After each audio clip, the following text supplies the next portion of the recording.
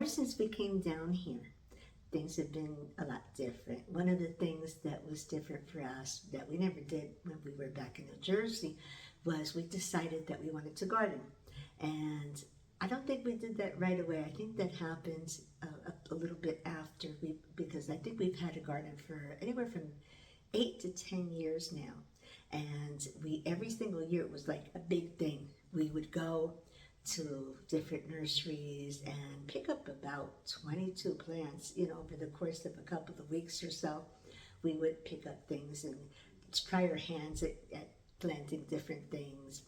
One time we planted ghost peppers, which we didn't keep, we gave them away. They're a bit much for us. Mostly we would do peppers, some mint, definitely tomatoes, carrots, that sort of thing. So we would do that every single year. It was a big deal, but after a while, it became a lot for us.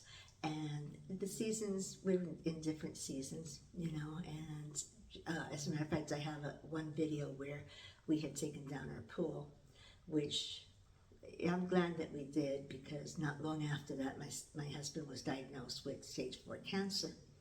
Well, it was the same thing with the garden. It's just a lot, and it's a lot for me too. And it's been super hot out this year, as everybody knows. This has been not just North Carolina that's been like that. Anyway, we decided that we were going to sell the tiller, but I wasn't totally ready to give up on having a garden. So I told my husband, I said, why don't we try and do like a container garden? But I won't do a lot of stuff because I want to first kind of experiment with it, see if we could do it. And he was like, yeah, you could do that, you could do that. So I started to do that, and it was more of an experiment. And I said, I'm going to have 3-4 plants, maybe that's about it. And this video is about that. It's about how I didn't give up on gardening totally, and I've never been particularly that great a gardener anyway. So, and we both kind of learned along the way. So let me show you right now what our garden, where it was before. This is the section of the backyard that used to be used for the garden. Now it was this whole part, and we still have over there, you can see some oregano that's still been there. So, and there's a lot of it that's just overgrowth. And this part over here was not used because this was where our entrance is with the backyard. But then it was always also coming over this way as well. We had this part of the garden also. So you would look to plant probably each year about 20 to 22 plants. Right about here, I want to interject before I show you the garden that replaced that one about seasons. And there's the passage in Ecclesiastes, very well known. There was a song in the 60s that had the actual words to this. And it says, to everything there is a season and a time to every purpose under the heaven. A time to be born and a time to die. A time to plant and a time to pluck up that which is planted.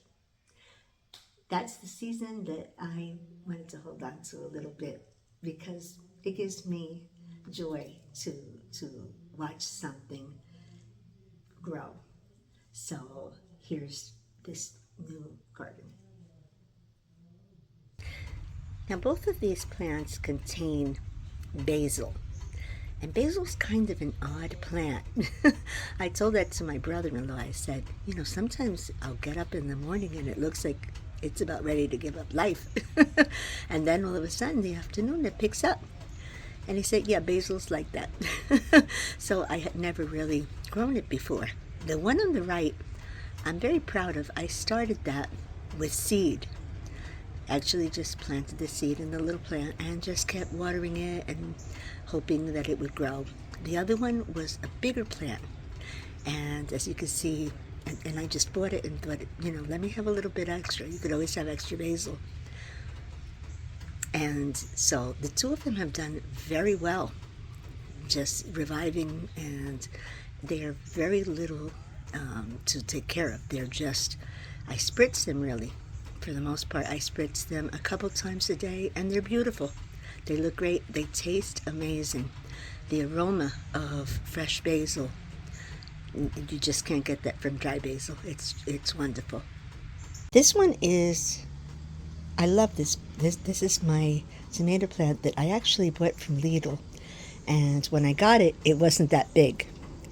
It was a lot smaller, and it's grown. My husband has had to put a stick in it and everything. It's already yielded, it doesn't yield a lot, but it's already yielded about 3 tomatoes.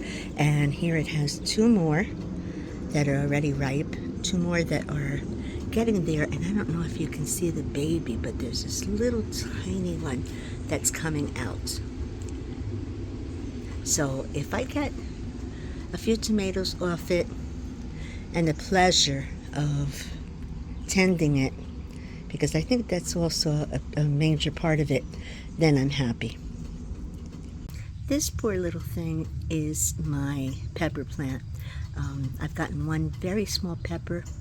That one has yet to grow. It's like, I don't know if they're dwarves or something, but it hasn't really yielded very much. It looks healthy. So I'm maintaining it. I put it out so that the rain, we've had some days of rain, and so maybe fresh rain will just really revive it. But just hoping against hope that maybe it continues.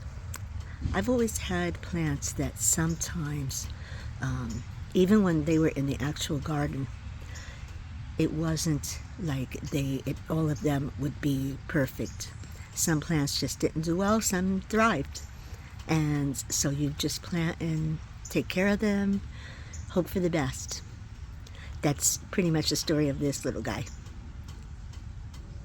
I'm going to say that the experiment was a success because I want to do it again. I'll do it again next year. I have not totally decided if we will do something for the autumn. There's other things that you could plant in the cooler months, and my husband and I, especially with what's going on with the lettuce, we're thinking about maybe we'll plant our own lettuce too.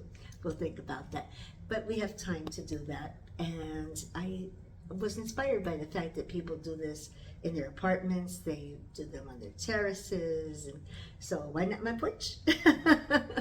Anyway, that is my video for today. I hope it inspires you too, that there's always, maybe you can't do things the way that you always did them. Maybe the season does change for you, and there's no saying that you cannot alter and do things a little bit differently. It still will be, you still get tomatoes out of it.